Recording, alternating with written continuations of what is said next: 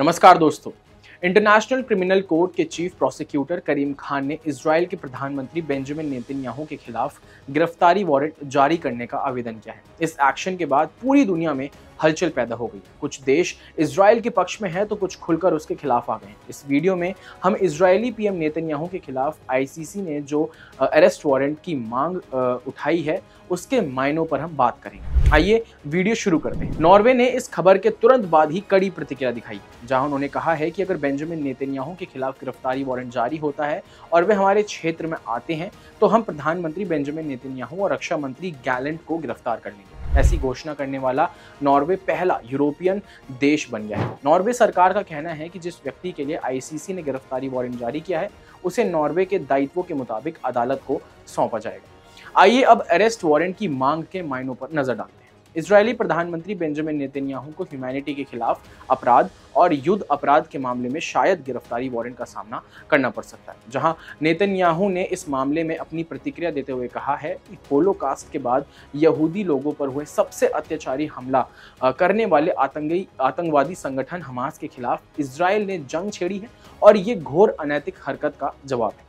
Israel के प्रधानमंत्री कार्यालय की ओर से जारी वीडियो बयान में नेतन्याहू ने और क्या कुछ कहा, आइए सुनते हैं। The outrageous decision by the ICC prosecutor, Karim Khan, to seek arrest warrants against the democratically elected leaders of Israel is a moral outrage of historic proportions.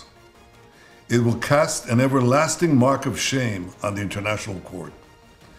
Israel is waging a just war against Hamas, a genocidal terrorist organization that perpetrated the worst attack on the Jewish people since the Holocaust. Hamas massacred 1,200 Jews, raped Jewish women, burned Jewish babies, took hundreds hostage. Now, in the face of these horrors, Mr. Khan creates a twisted and false moral equivalence between the leaders of Israel and the henchmen of Hamas.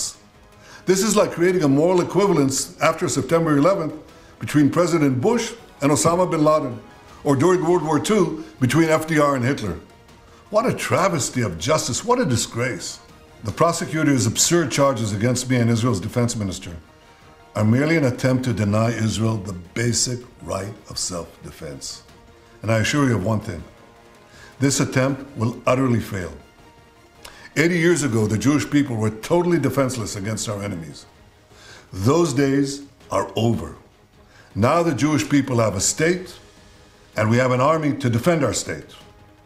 Notwithstanding the blood libels Mr. Khan has leveled, Israel will continue to wage this war in full compliance with international law. We will continue to take unprecedented measures to get innocent civilians out of harm's way and to ensure that humanitarian assistance reaches those in need in Gaza.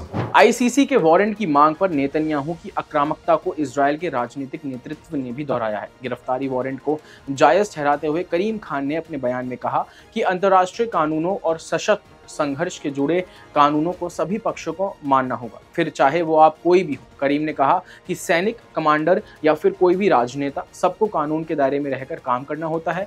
कानून चुनिंदा लोगों पर लागू नहीं हो सकता है। अगर ऐसा किया गया है तो जो हालात पैदा होंगे उससे पूरी व्यवस्था ढह जाएगी। अब इस पूरे मामले में अमेरिका की क्या प्रतिक्रिया है, आइए जानते हैं। अमेरिकी राष्ट्रपति जो बाइडेन ने कहा है कि गिरफ्तारी वारंट की मांग करना गलत है। उन्होंने कहा है कि इजरायल और हमास के बीच कोई तुलना नहीं है।